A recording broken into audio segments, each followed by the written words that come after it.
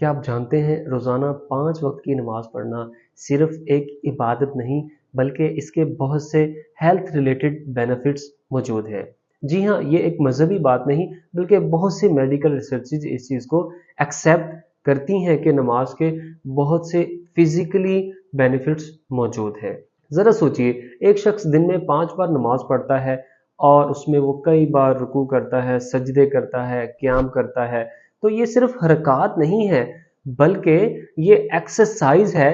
ये एक बल्कि एक ऐसी एक्सरसाइज है जो आजकल की मॉडर्न जिम्स या यूनिक योगा टेक्निक से भी नहीं मिलते। आखिर एक ऐसा क्यों है, कैसे है और मेडिकल साइंस इसको कैसे देखती है, इस पर हम आज बात करेंगे।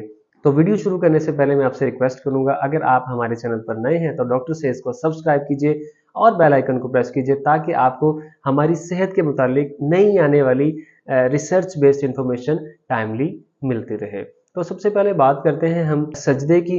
तो सजदे के दौरान जब हमारा सर जमीन पे लगता है तो हार्ट बुलंद हो जाता है जिससे ब्रेन को फ्रेश ऑक्सीजनेटेड ब्लड सप्लाई मिलती है। इसी तरह से सऊदी मेडिकल जर्नल 2017 की रिपोर्ट के मुताबिक सजदा ब्रेन को फ्रेश ऑक्सीजनेटेड ब्लड सप्लाई करता है, यानी ब्रेन ऑक्सीजनेशन इससे बेहतर होती है। इसी तरह से फोकस भी बेहतर होता है।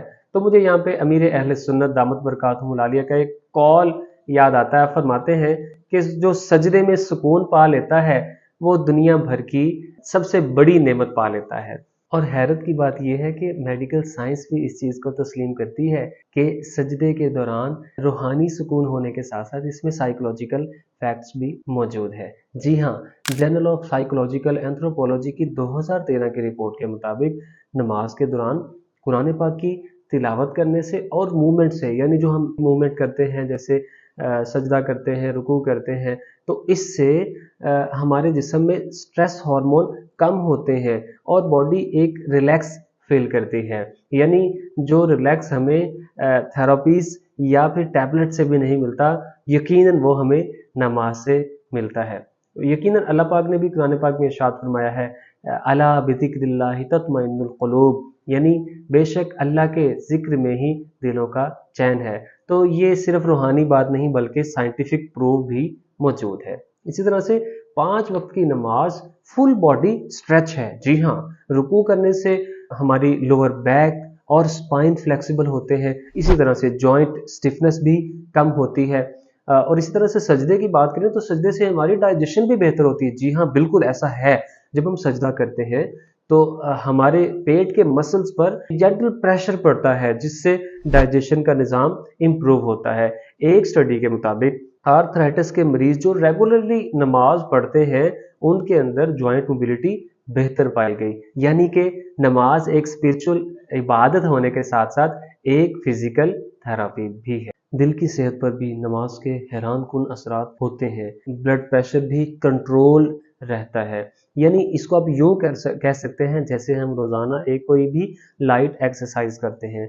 हम सादा अल्फाज में नमाज को यूं भी कह सकते हैं, the best combination of meditation, spirituality and exercise in single act. तो दोस्तों, नमाज फर्जे ऐन होने के साथ साथ एक मुकम्मल हेल्थ पैकेज भी है, जैसे कि हमारे दिमाग के लिए ऑक्सीजन, बॉडी के लिए ब्लड सर्कुलेशन, इसी तरह से जॉइंट्स के लिए एक्सरसाइज।